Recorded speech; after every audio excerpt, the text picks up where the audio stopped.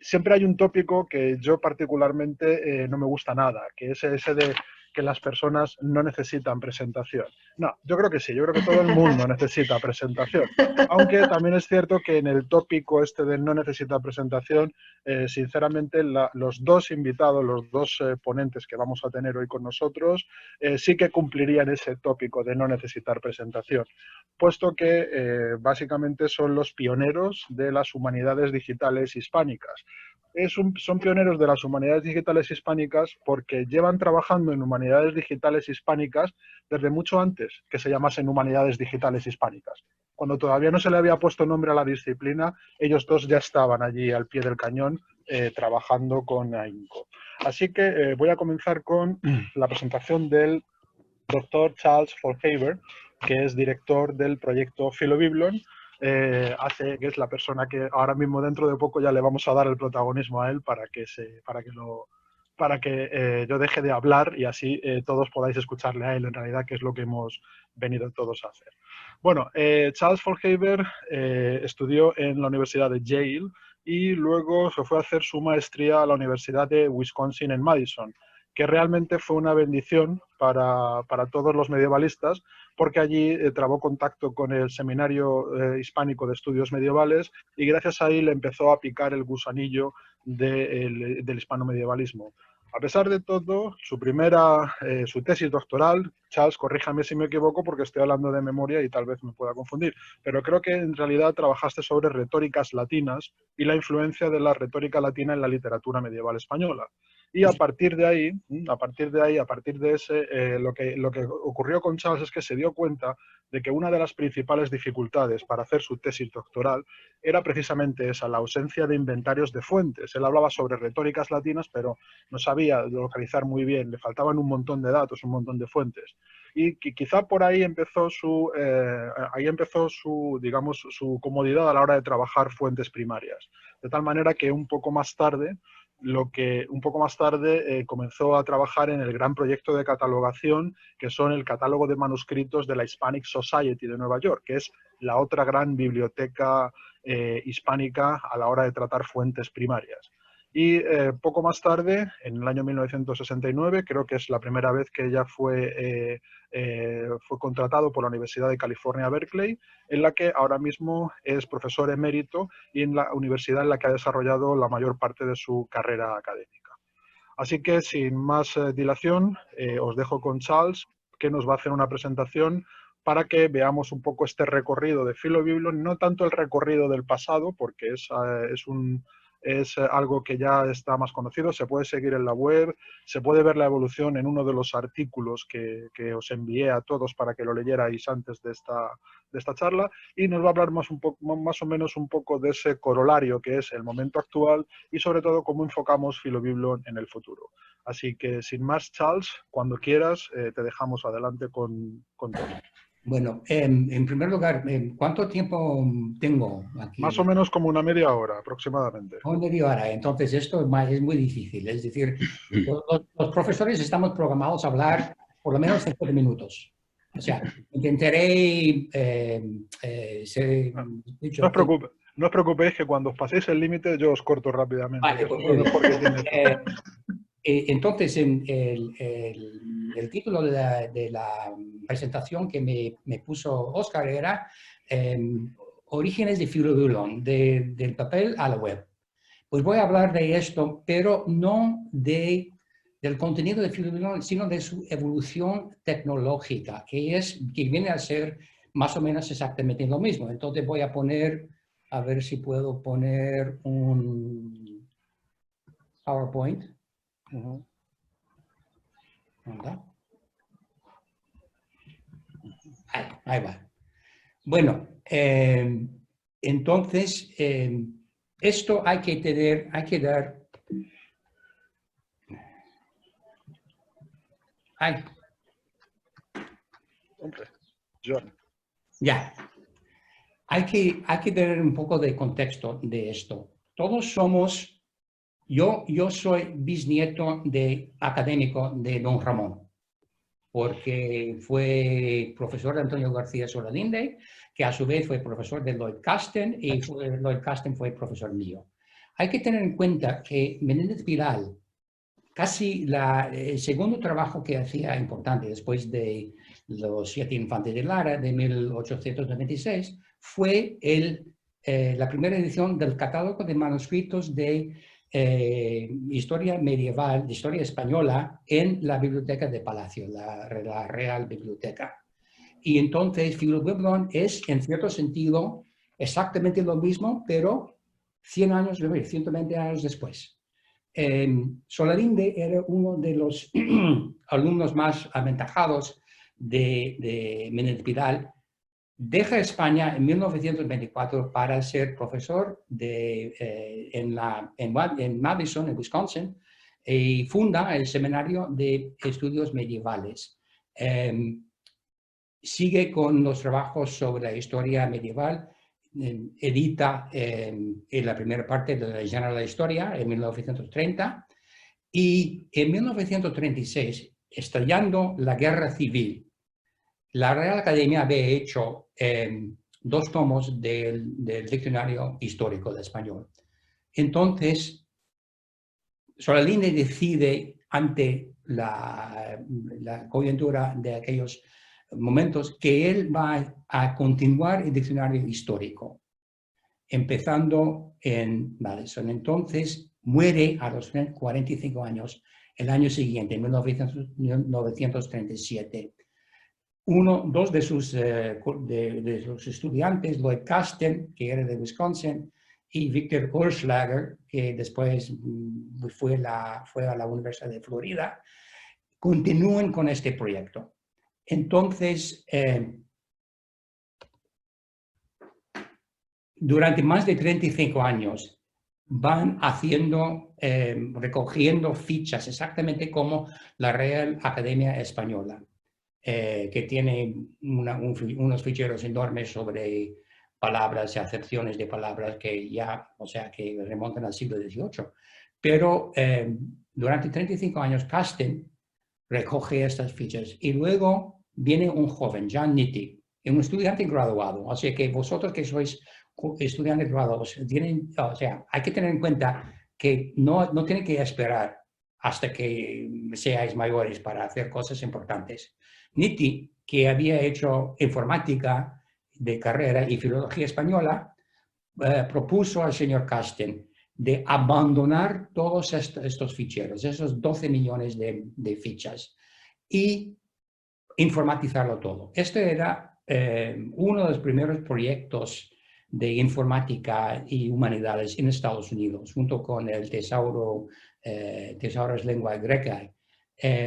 Entonces, lo que quiere decir es, vamos a hacer un léxico citacional, al estilo del Oxford English Dictionary, o sea, basada en los manuscritos originales, los textos originales, transcritos según un criterio uniforme, y luego tratado con programas para sacar las formas básicas y todas las acepciones, todas las formas de las conjugaciones verbales, etc. Lo primero que tenían que hacer, entonces, para esto, era crear un corpus de manuscritos y textos impresos, escritos y impresos materialmente antes del año 1500, para tener materias realmente de la época. En aquellos momentos no había un catálogo de este tipo. Había Simón Díaz, la bibliografía de literatura española, y había el catálogo del padre Zarco Cuevas del Escorial. Entonces iban vaciando estas 2 fuentes para crear la primera Bibliography of Old Spanish Texts, BOOST, que salió la primera edición en 1975. Esto lo pusieron en un fichero plano, es un término técnico, es decir, un fichero con todos los registros uno tras otro. 966 registros, cada uno era un texto dentro de un manuscrito o un impreso. La información era muy básica, 10 campos solamente. Cada campo tenía un límite de 240 caracteres, exactamente como Twitter. o sea, un campo para la fecha original de producción, la fecha de cuando se escribió el texto original, la fecha de producción especial del manuscrito, el nombre del autor, el título y poco más. Y esto decidieron, esto es otra cosa importante, esto tenían dinero de la National Endowment for the Humanities, pero el National Endowment for the Humanities quiere ver cosas concretas. O sea, el diccionario iba a tardar muchísimos años, pero hay que mostrar que la cosa funcionaba, que había cosas. Así que lo que hicieron era sencillamente fotografiar las páginas de tal como salieron de la impresora, de estas páginas enormes de papel de ordenador, y venderlos como Bibliography of Old Spanish Texts a los 300 ejemplares. A los 5 meses se había agotado. Entonces decidieron a los 2 años pues lanzar la segunda edición, que tenía más o menos el duplicado de esta información. Y esto era el año 77. Yo, como dijo Oscar, había empezado con el catálogo de manuscritos medievales de la Hispanic Society en 1978. Cuando recibí pues, esta segunda edición, pues me puse a escribir, le mandé a Nitti una carta de 10 páginas a espacio sencillo con todas las omisiones y errores sobre los manuscritos de la Hispanic. Nitti, que no tenía pelo de tonto, a la vuelta del correo, literalmente, me escribe una carta diciendo esencialmente, tú que sabes tanto, ¿por qué no te encargas tú de esto? Bueno, lo hice. O sea, y esto es del año 81 y aquí me tienes 40 años después, como dice Oscar, al pie del cañón. Seguimos con el mismo plataforma tecnológica, ficheros planos, y publicamos la tercera edición de Boost en 1984. Ahí tiene, y Ángel en estos momentos se había unido al proyecto porque había estado allí en Wisconsin como estudiante de intercambio, y recuerdo que muy bien que nos visitó en nuestra casa en Connecticut durante este primer año y se unió al proyecto. Así que aquí aquí estamos. En la misma época, más o menos, una expatriada norteamericana que vivía en Barcelona, Beatriz Conchev,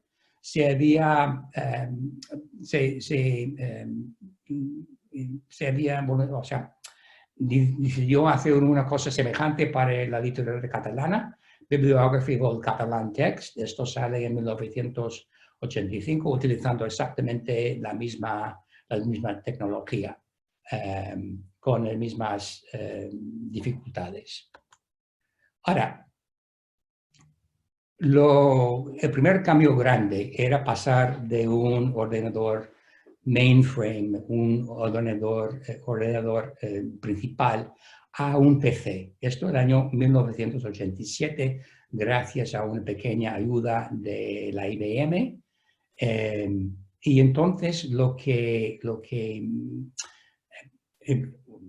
sistema gestor, no sé, voy a decir, es un database management system. En vez de un fichero plano con todos los registros, un sistema gestor relacional divide esto según la entidad de que se trata. Entonces, una tabla relacional para los manuscritos, impresos antiguos, otro para las obras, otra para las personas, otra para los topónimos, etc. Entonces empezamos ya a desarrollar lo que sigue siendo la base tecnológica en el PC. Por estas mismas fechas había la posibilidad, España estaba involucrada en el 5º centenario, lo que no era el descubrimiento de América, sino el encuentro de dos culturas. Y había un proyecto que se llamaba Industrias de la Lengua. Y mi amigo Francisco Marcos Marín lo pusieron al frente de este proyecto. A Paco lo había conocido en 1986 en un congreso de la Asociación Internacional de Hispanistas en Berlín, y tenemos muchos intereses en común en la informática y las humanidades. Lo que propusimos en aquellos momentos era un proyecto para verter en un disco CD-ROM Filobiblon, y además el nombre viene de Paco. Paco tiene un genio para bautizar a proyectos y cosas por el estilo. Un CD-ROM.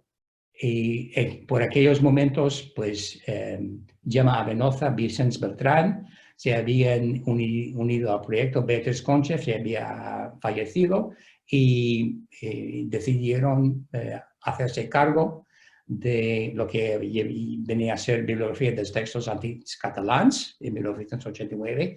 Mi colega de pasillo, Arthur Askins de Berkeley, se encargó de la bibliografía del portugués text, que nunca llegó a publicarse en papel, pero ya es Vitagap, bibliografía de textos antiguos galegos y portugueses. Y luego se unió con él Harvey Sharra, un antiguo estudiante suyo, y Martha Schaeffer, otros estudiantes.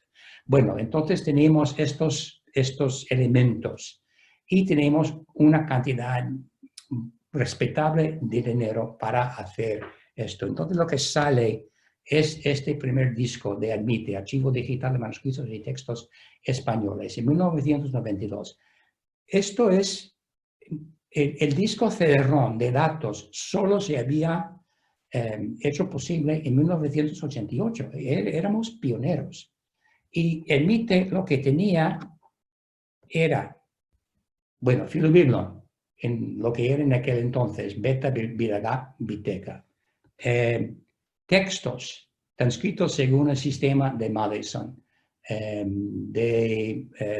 estos todos incunables. Y lo más importante, tal vez lo más importante, las imágenes de estos incunables de la Biblioteca Nacional. Entonces, esta era la primera vez que se había hecho en el mundo un sistema donde se podría ver el texto y la fuente original y contrastarlo en dos pantallas para ver lo que ponía el impreso antiguo y lo que era el texto electrónico, y luego unas herramientas para buscar palabras, para ver colocaciones, etc. Paco tenía un programa UNITE de crítica textual informatizada que esencialmente comparaba en principio dos manuscritos, hizo la edición del libro de Alexandre, para unificar todo lo que tenían de común. Y después tenemos unas herramientas para análisis textual. Esto había sido de la Universidad de Toronto. En aquellos momentos estábamos, realmente pioneros. Esto no solo para español, sino realmente para la informática y las humanidades, lo que viene a ser humanidades digitales después. Ahora, eso es el año 92. Del año 93 pues, hicimos otros discos CD-ROM. Tengo que decir que Ángel se vertió el alma en Admite, corrigiendo textos, haciendo que todos fueran lo más correctos posibles, etc. El año 94 sale la web. Esto en el Centro Nuclear Europeo en Ginebra, CERN. Un joven, Timothy Berners-Lee, escribe esto, la idea de poner todos estos elementos informáticos en algo que todo el mundo podría consultar. Y el primer buscador era Mosaic. Bueno, en aquellos momentos, en la primavera del año 94, yo estaba enseñando en Berkeley una asignatura sobre humanidades digitales, aunque no se llamaba informática y humanidades, y entonces cómo se hace reconocimiento óptico de caracteres, las bibliografías electrónicas, Boost, Filobiblon, Admite, todo esto. Llega la última semana y una de las chicas, Ángel la recordará, María del Mar Fernández Vega, se levanta la mano y me dice, profesor, ¿no va a decir usted algo sobre la World Wide Web? Ella sabía de esto porque su hermana trabajaba en CERN, en Ginebra. Y yo la miro atónito y le dice, ¿para qué? Si esto no va a tener importancia ninguna. Bueno, ya no hago pronósticos. Esto es de la web 1.0. Entonces, a finales de los años 90, web 2.0, las redes sociales, Facebook, YouTube, Twitter, todas estas cosas que ya tenemos, que ya está haciendo tanto daño en la política de Estados Unidos. Y bueno, no hago comentarios políticos. Y a los 5 años más o menos, a comienzos de los 2000, la web 3.0, la web semántica. Una web no para las personas, sino para las máquinas, para que las máquinas automáticamente podrían utilizarse para producir búsquedas realmente interesantes. Hasta este momento y hasta todavía. Nosotros tenemos Filobiblon, pero es una especie de silo. Es decir, todo está muy bien dentro de Filobiblon, pero si queremos tener acceso al catálogo de la Biblioteca Nacional de España, la Biblioteca Nacional de Francia, el British Library, tenemos que hacer esas conexiones manualmente. Y entonces, durante estos 15 años más o menos, se siguen trabajando en esto, haciendo las normas necesarias para hacer factible la web semántica y voy a retroceder un poco. En 1997, 3 años después de la web, Filobiblon ya estaba en la web. Ahora, si podéis hacer búsquedas de obras, manuscritos, personas, bibliotecas, lo que sea, pero lo que salía era únicamente un listado de registros de manuscritos e impresos. Entonces, si haces una búsqueda sobre Gómez Moreno, por ejemplo, en aquellos momentos para ver los artículos que había escrito Ángel, pues lo que salía no era el listado de sus artículos y escritos, sino un listado de los manuscritos donde se había acercado. Y para ver había que mirar uno por uno estos registros y luego utilizar control F para buscar dentro del registro la información buscada. Mucho más útil que un libro impreso, realmente, pero todavía bastante difícil. Ahora, ¿dónde estamos ahora? Vamos a ver esto mañana y pasado en Filobiblon en la web. Las mismas clases de búsquedas, pero los resultados ya pueden verse según lo que se busca. Si busca una obra, si se busca el libro de Buen Amor, entonces sale el registro del libro de Buen Amor con al final los manuscritos y los testimonios y los manuscritos. Lo mismo si buscamos un manuscrito, pues ponemos buscamos la asignatura español 37 y sale el Cancionero de Baena de París. No voy a seguir. Ahora, ¿dónde estamos ahora? Primero voy a elogiar a mis colegas. En beta, pues estamos yo todavía, Ángel, Óscar, que se une al proyecto ya de estudiante graduado con una beca para trabajar conmigo en Berkeley. Nicasio Sabor, el colega y amigo de toda la vida de Ángel, Antonio Cortijo, María Morras, estudiantes del Complutense, que después hicieron sus tesis conmigo, José Luis Gonzalo, que es ya el decano de la Escuela de Facultad de Información y Documentación en el Complutense, Auro Bustos, alumno de Ángel. Todo esto, y además un sinfín de becarios y estudiantes que han contribuido a esto. Nosotros ya tenemos más de 5.000 manuscritos en castellano, leonés, aragonés, más de casi 6.000 obras, más de casi 15.000 testimonios. Todo esto manualmente. Biteca, Vicens ya se ha jubilado, ya Gemma Venoza y su colega y alumna Lourdes Soriano ya se han encargado de esto, han hecho un trabajo ímprobo visitando bibliotecas en Estados Unidos y por todas partes de Europa buscando manuscritos y ediciones catalanes. Tienen todas las ediciones antiguas del siglo XVI de textos catalanes. Más de 6.000 obras, 12.000 testimonios. Y luego nuestros colegas de Vilagat, Askens todavía, Javi Scharrer todavía, Martha Schaefer todavía. Uno de los primeros, Aida Fernanda Díaz, ya fallecido hace como 10 años, era la conexión con Portugal. Y ya tenemos una serie de jóvenes portugueses y gallegos. Cristina Sobral de Lisboa, Pedro Pinto también de Lisboa, Felipe Alves Moreira de Porto, Lourdes Rosa de Lisboa, Mariña Arbor de Santiago y Ricardo Pichel, a quien vamos a escuchar el viernes. Originalmente de Santiago, ya está en Alcalá de Henares.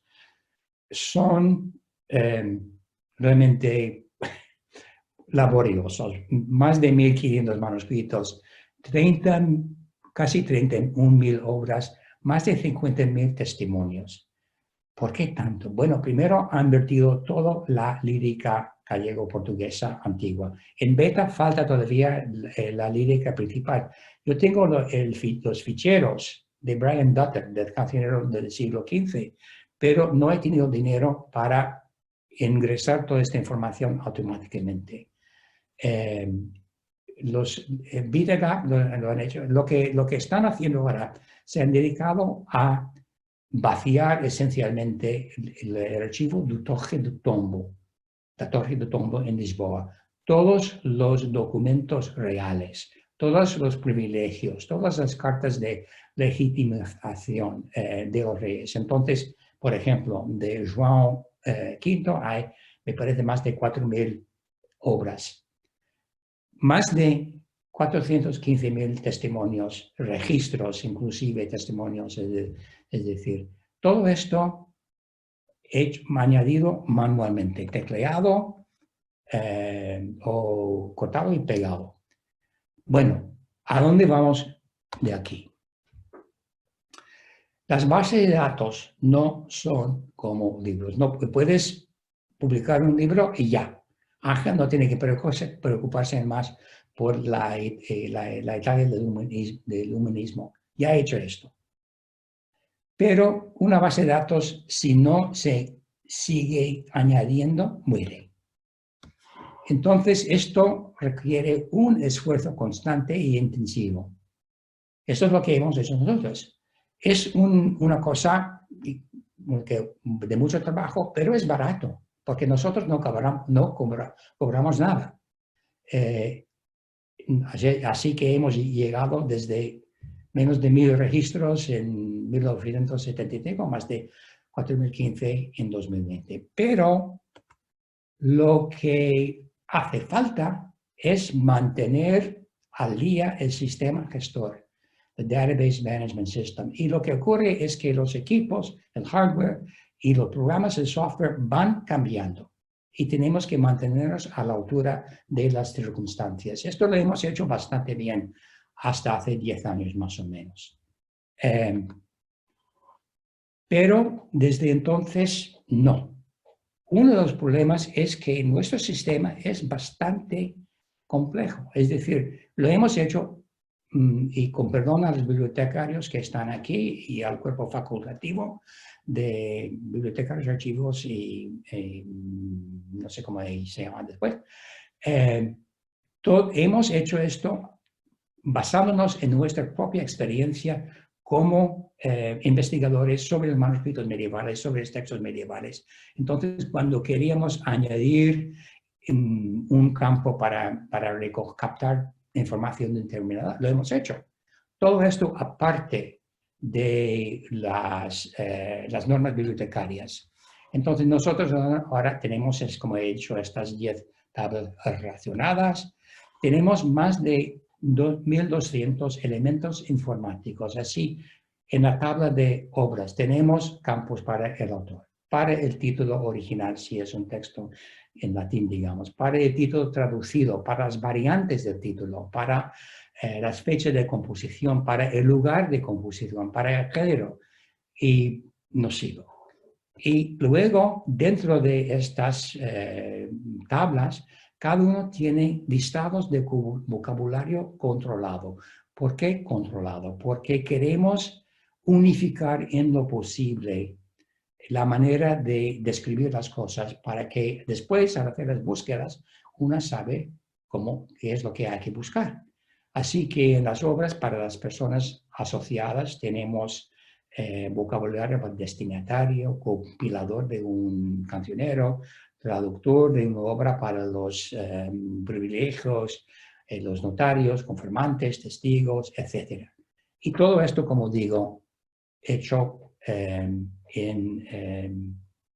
en fin, al lado en fin, lo que tenemos ahora es un sistema, una red de relaciones.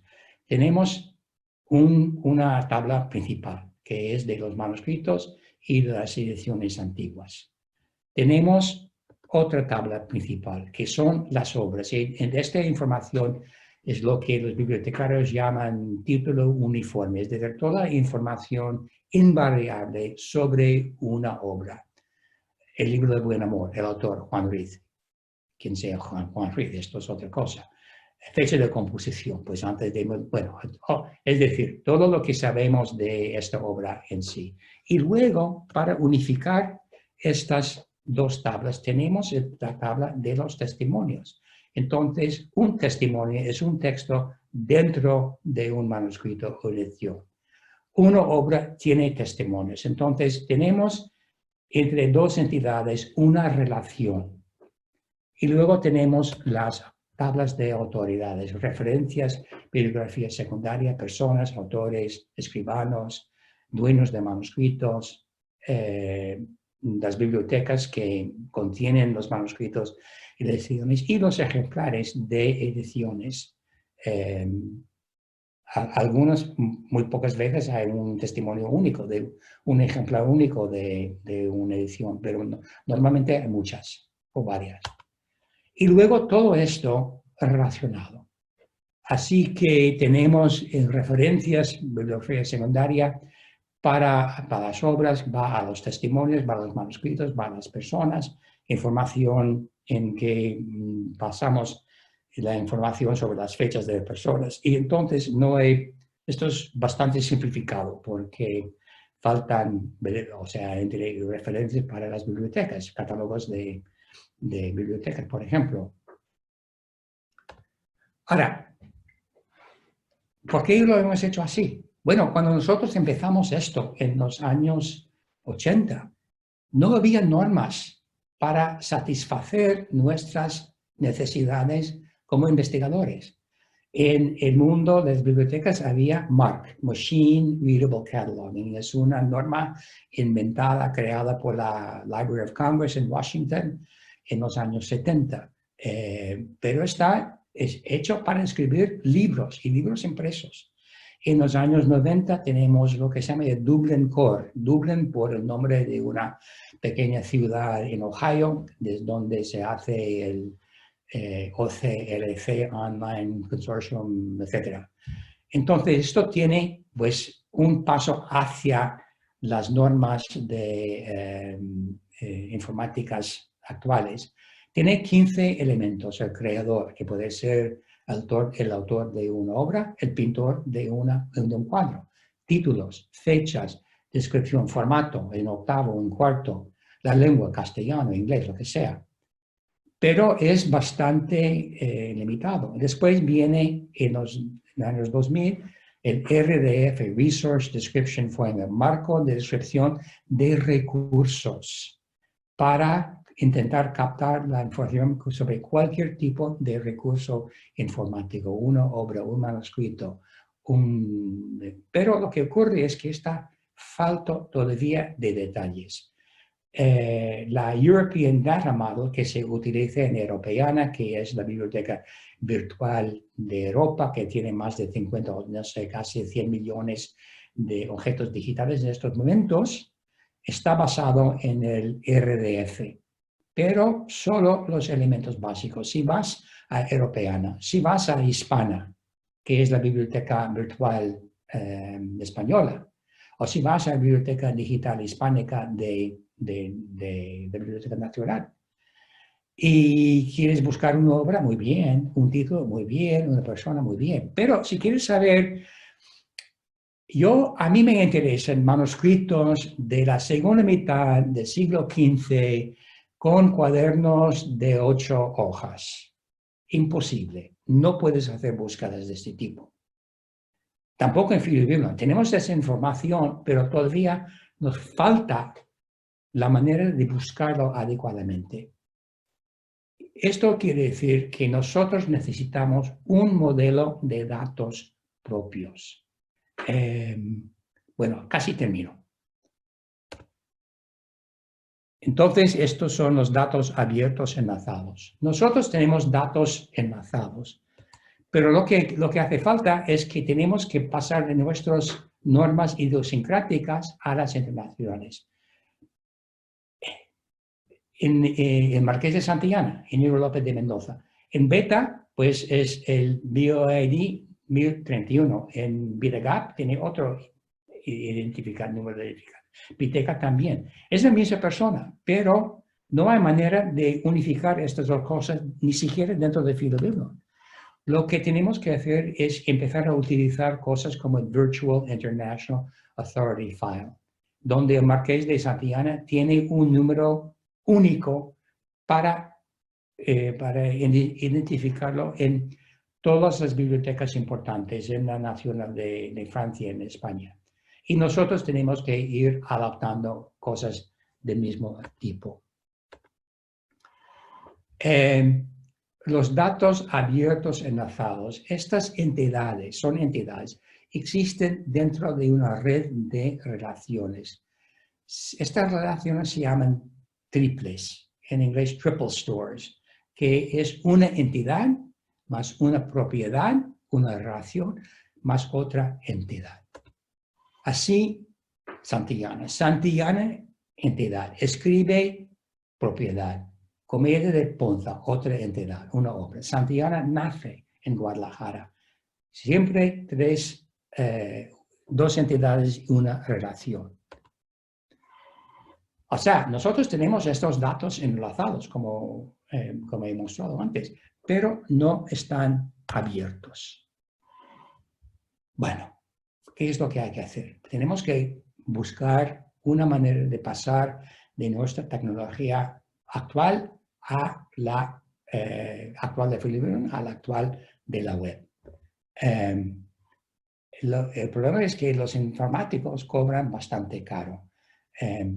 El mío, que trabaja con nosotros desde el año 1987, ya cobra 200 euros la hora. Y entonces, para cualquier cambio, tengo que ir pagándole. Bueno, nosotros, ¿cómo hacerlo? Pues ayudas cada 4 o 5 años.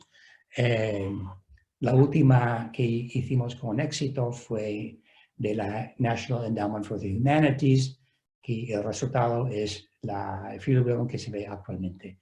Desde entonces hemos hecho 5 o 6 propuestas, todas falladas, haciendo esencialmente, aunque los títulos son diferentes, pues es igual. Es decir, hemos intentado buscar una manera de hacer esto. Y las respuestas que nos dan en las evaluaciones, es decir, que esto es una cosa bastante difícil. Esto pues implica pues 1 millón de euros. Y el límite de edad de dinero, pues en $350,000. Entonces, lo que queréis hacer está muy bien, pero los medios que tenéis no son suficientes. Así que la última propuesta de 2019 PhyloBiblon from Silo Database to the Semantic Web. Recibí la negativa a principios de abril, entonces y fui hablando con mis colegas que saben más de informática que yo y me hicieron esta sugerencia. ¿Por qué no buscan a ver Wikibase? Vosotros todos conocéis Wikipedia. Wikibase es la informática, el software que utiliza Wikipedia. Wikipedia tiene una cosa importantísima. Cualquier persona que no tiene que ser informático puede hacer cambios. Wikibase es más o menos igual. Entonces, esto es lo que vamos a hacer. Vamos a intentar acogernos a una tecnología que no necesita renovarse únicamente para nosotros, sino para todo el mundo. Wikipedia ha tenido un éxito enorme y nosotros estamos haciendo actualmente, tengo que terminar esta propuesta esta semana o la que viene a la National Endowment for the Humanities para un proyecto prueba de concepto, un año para ver cómo podemos cambiar PhyloBiblon para hacerlo. Wikipedia tiene exactamente la misma clase de triples. Entidades que un número Q y propiedades con un número de P. La comunidad de Ponza entonces tiene un número ya, escrito por la propiedad. Santiago tiene también su propio número. Y lo más importante de Wikipedia, de Wikibase, es que no hace falta un informático para programarlo. Personas sin conocimientos técnicos pueden añadir las propiedades. Wikibase también es multilingüe. En PhyloBiblon tenemos gallego, catalán, portugués, castellano e inglés. Entonces, esto ya forma parte no solo de estas 5 lenguas, sino francés, alemán, lo que sea. Está basado en software open access, open source, es decir, no son cosas propietarias. Y tal vez lo más interesante es que nos han ofrecido un proyecto que se llama FactGrid de la Universidad de Erfurt, que es una especie de colaboratorio donde otros proyectos semejantes ya existen. Ya están trabajando sobre la francmasonería en Alemania en el siglo XV, con todas las personas involucradas, las cartas intercambiadas entre ellas. Es decir, un proyecto muy diferente, pero a fondo es el mismo. Entonces, esto es lo que estamos intentando hacer ahora. Si nos dan la beca, y tengo mucha... soy siempre optimista, pero si recibimos la beca, empezaremos esto de aquí un año para este proyecto prueba de concepto. Y después otro proyecto con más dinero para pasar PhyloBiblon definitivamente a Wikibase. Bueno, empezamos hace 40 años con la filología analógica. Simón Díaz, los facsímiles fotográficos. No se podía estudiar los manuscritos del libro de amor antes de los facsímiles de los 3 manuscritos, realmente. Textos fidedignos impresos. Menéndez Pidal, la primera crónica general de 1906, y el Diccionario de la Real Academia Española en papel, o el antiguo Diccionario de Autoridades. Estamos haciendo exactamente lo mismo, pero ya con elementos digitales. PhyloBiblon, los facsímiles electrónicos, los textos fidedignos, los textos de Madison siguen ahí en el Hispanic Seminary Medieval Studies con Francisco Gago. Todo el mundo puede leer los textos aragoneses, médicos, lo que sea. Y con lo que hace falta ahora son las herramientas. Pero estamos progresando. Y ya termino. Muy bien, Charles. Pues muchas gracias por tu intervención. Yo creo que yo creo que has hecho un buen recorrido y además has cumplido escrupulosamente el tiempo asignado. Así que Una eso casualidad. eso habla muy bien de tus capacidades organizativas, no solo a la hora de presentar propuestas, sino que también te sepas ajustar a los tiempos. Bueno, como habéis visto en la programación, lo que vamos a hacer es dejar la sección de preguntas, la vamos a dejar para el final de las dos intervenciones. Si queréis anotar vuestras preguntas para Charles, estoy seguro de que con mucho gusto las podrá responder al final. ¿De acuerdo? Así que Perdón, Oscar, sí, también se puede hacer poner las cosas en chat. sí, sí, también. Por supuesto, el chat también se puede utilizar para hacer este tipo de preguntas, quienes no quieran intervenir en directo, pero como hemos dicho, se trata de aprovechar este marco que nos permite las conexiones remotas para que al final podamos establecer un diálogo, ya que nos falta la parte humana, que era también hablar cara a cara con los asistentes, pues por lo menos que esa perspectiva de diálogo no se pierda y que podamos adaptarla a lo que tenemos en la actualidad, que es pues este tipo de programas para hacer las sesiones remotas. Así que por favor os pido que si tenéis preguntas para Charles, las anotéis, las guardéis y al final vamos a tener una sección muy amplia, vamos a tener una media hora para hacer todo tipo de preguntas, todo tipo de dudas que pues, puedan surgir de esta evolución. No solo vuestras preguntas en las que nosotros resolvamos vuestras dudas, sino también al revés, es decir, cualquier sugerencia, cualquier ocurrencia que os pueda pasar por la cabeza de cómo podemos integrar pues parte de vuestra experiencia o parte de vuestras investigaciones en nuestra web.